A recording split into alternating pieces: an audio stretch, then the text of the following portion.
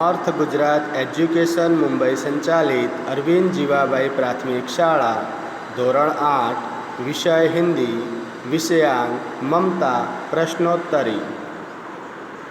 शब्दार्थ प्रकोष्ठ भवन के फाटक के पास का कमरा, तृणगुल्म हरी हरी घास का समूह, झाड़, तीक्ष्ण तेज, प्रवाह बहाव, वेदना पीड़ा दुख, व्यथित पीड़ित, विकीर्ण होना, फैल जाना, प्राचीर चहारदीवारी, विपन्न संकटग्रस्त, विरक्त खिन्न दुखी, मृगदाव शिकारियों के भय से मृगों के छिपने का वह वन जिसमें पर्याप्त मृग हो, विकल बेचैन दुहिता पुत्री कन्या, उत्कोच घूस रिश्वत, विभूति समृद्धि प्रभुता, आतताई अन्यायी, जीर्ण वृद्ध जर्जर टूटा फूटा। प्रसाद जी ने ईंटों के ढेरों में बिखरी हुई भारतीय शिल्प की विभूति किसे कहा? उत्तर, काशी के उत्तर में धर्मचक्र विहार था। उसे मौर्य और गुप्त सम्राट ने बनवाया था। वह उनकी कीर्ति का प्रतीक था, लेकिन अब वह खंडर हो चुका था। उस भवन के शिखर खंडित हो चुके थे और अब वहाँ घास और झाड़ियाँ उगाई थी। फिर भी उन टूटी हुई दीवारों और ईंटों में भारतीय शिल्पकला की भव्य झलक देखी जा सकती थी। इसे ही प्रसाद जी ने ईंटों के ढेरों में बिखरी हुई भारतीय शिल्प की विभूति कहा है। शहंशाह हुमायूं के आदेश का किस प्रकार पालन हुआ? वह सही था या गलत? उत्तर, शहंशाह हुमायूं ने मुसीबत में ममता की झोंपड़ी में आश्रय लिया था, इसलिए उसकी जगह पक्का घर बनवा देने का आदेश दिया था। हुमायूं के बाद उसका बेटा अकबर शहंशाह बना। उसने उस झोपड़ी की जगह एक अष्टकोणीय मंदिर बनवाया। उस गगनचुंबी विशाल मंदिर में एक शिलालेख पर उसके निर्माता शहंशाह अकबर और अपने पिता हुमायूं का नाम अंकित था। ममता का कहीं नाम तक नहीं था। पिता का स्मारक बनवाकर अकबर ने सारा श्रेय खुद लेना चाहा। दया की जिस देवी ममता ने उसके पिता को शरण दी थी, उसकी अकबर ने जरा भी परवाह नहीं की। यह सरासर गलत था। मेरे विचार से इस तरह उसने ममता के प्रति अन्याय किया। ममता कहानी के अंतिम वाक्य को हटाकर कहानी का अंत अपने अनुसार कहिए। उत्तर, वहाँ एक अष्टकोणीय मंदिर बना और उस पर शिलालेख लगाया गया। यह वह स्थान है जहाँ किसी समय ममता नामक एक दयालु स्त्री की झोंपड़ी थी। विपत्ति के समय उस महिला ने शहंशाह हुमायूं को एक रात उस झोंपड़ी में आश्रय दिया था। हुमायूं के पुत्र अकबर ने अपने पिता को आश्रय देने वाली दया की उस देवी ममता की स्मृति में यह मंदिर बनवाया। ममता का चरित्र चित्रण कीजिए अथवा कहानी के आधार पर मुख्य पात्र ममता के बारे में कहिए। उत्तर, ममता एक विधवा ब्राह्मण युवती थी। लोभ उसे छू तक न गया था। उसने स्वर्ण रूप में शेरशाह द्वारा दिया हुआ उत्कोच ठुकरा दिया था। उसे ईश्वर, धर्म और हिंदू जाति पर पूरा भरोसा था। ईश्वर की इच्छा के विरुद्ध व्यवहार करना उसे पसंद नहीं था। वह गीता का पाठ करती थी। अतिथि को आश्रय देना वह अपना धर्म समझती थी। उसके उज्ज्वल चरित्र और स्नेहपूर्ण व्यवहार के कारण वह आसपास के गांव की स्त्रियों में लोकप्रिय बन गई थी। अकबर ने अष्टकोणीय मंदिर कब और कहाँ बनवाया? उत्तर, ममता ने थके हारे और भयभीत हुमायूं को रात अपनी झोंपड़ी में आश्रय दिया था। उसकी उदारता के कारण ही हुमायूं के प्राणों की रक्षा हुई थी। वहाँ से लौटते समय हुमायूं ने अपने साथी मिर्ज़ा को उस विधवा की झोंपड़ी के स्थान पर नया घर बनवाने का आदेश दिया था। बरसों बाद जब हुमायूं का पुत्र अकबर बादशाह बना तो उसे उस घटना का पता चला। उसने सोचा कि जिस जगह उसके पिता के प्राणों की रक्षा हुई थी वहाँ एक स्मारक बनाना चाहिए। इस प्रकार पिता की याद में ममता की झोंपड़ी की जगह अकबर ने 47 वर्ष के बाद अष्टकोणीय मंदिर बनवाया। ममता को प्रत्येक लड़ने वाले सैनिक से नफरत क्यों थी? विधर्मी शेरशाह के आतताई सैनिकों ने ममता के पिता का वध किया था। उसी घटना के कारण ममता को प्रत्येक लड़ने वाले सैनिक से नफरत थी। घोड़े पर सवार होते हुए पथिक ने मिर्ज़ा से क्या कहा?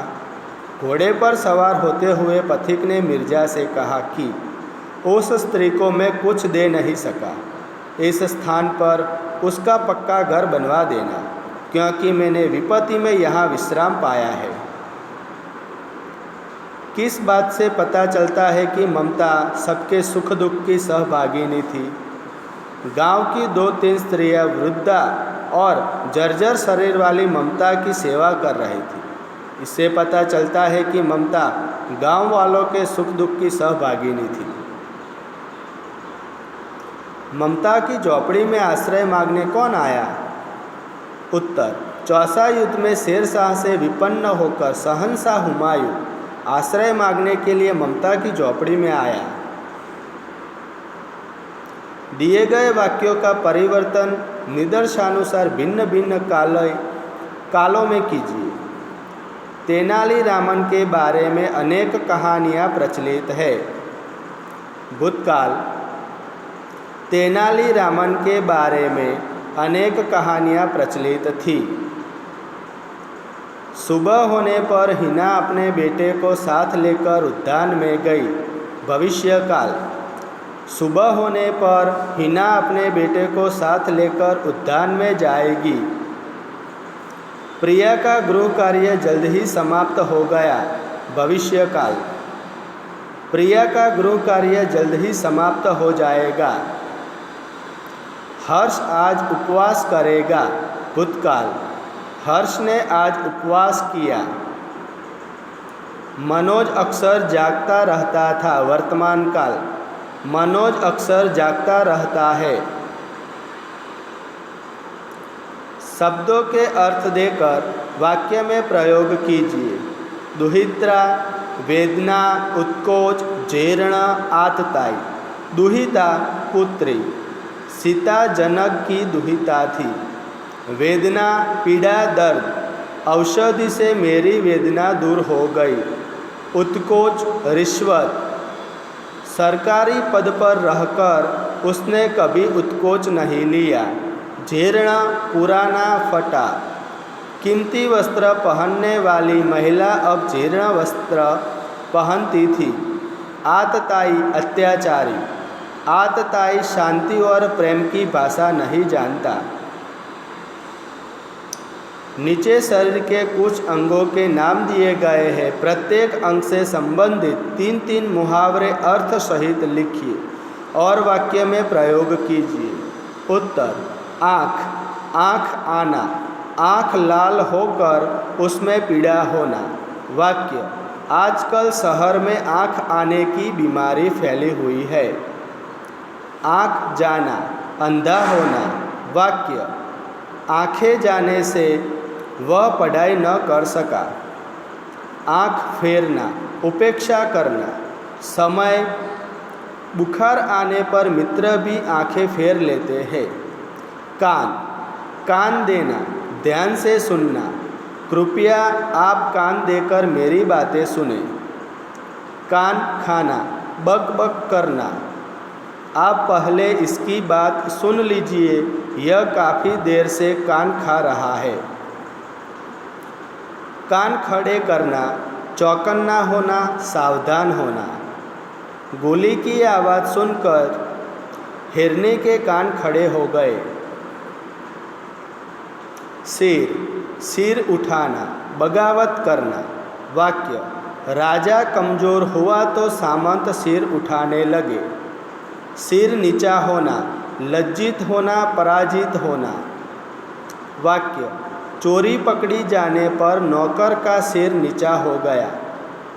सिर पकड़कर बैठना, पछताना।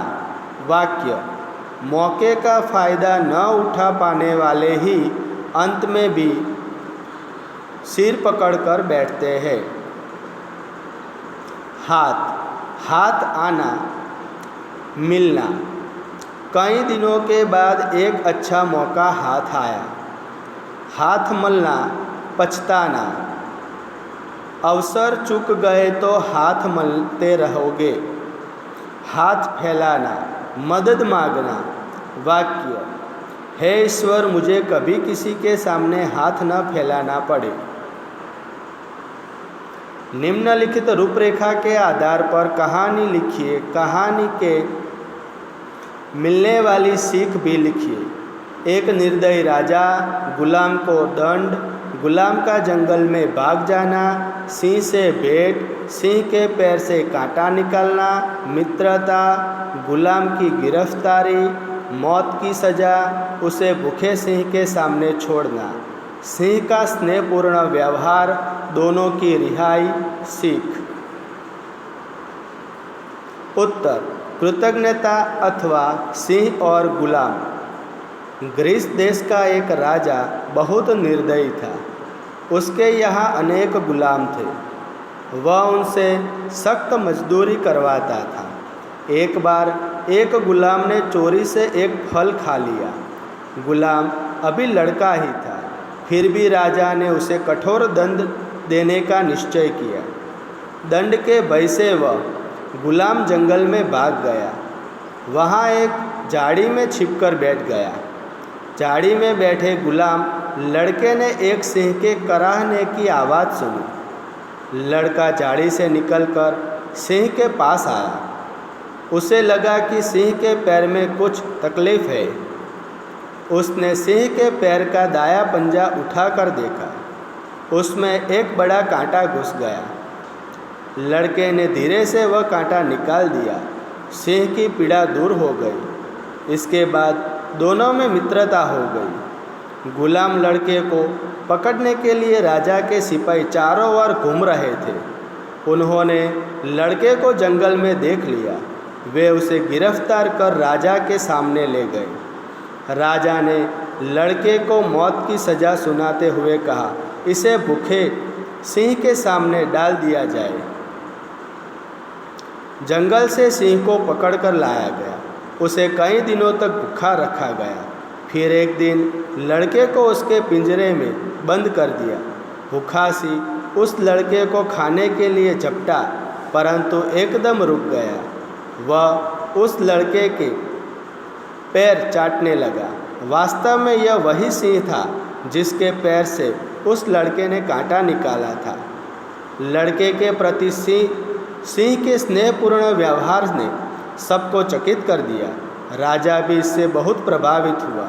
उसने कहा, जब जंगल का राजा इस लड़के के प्रति दयालु है तो मुझे भी इस दया करनी चाहिए। इस तरह सोचकर उसने लड़के को क्षमा कर दिया। उसने सिंह और लड़के को गुलामी के बंधन से मुक्त कर दिया। सीख। सचमुच खूंखार पशु भी अपने साथ किए गए व्यवहार को नहीं भूलते। आभार।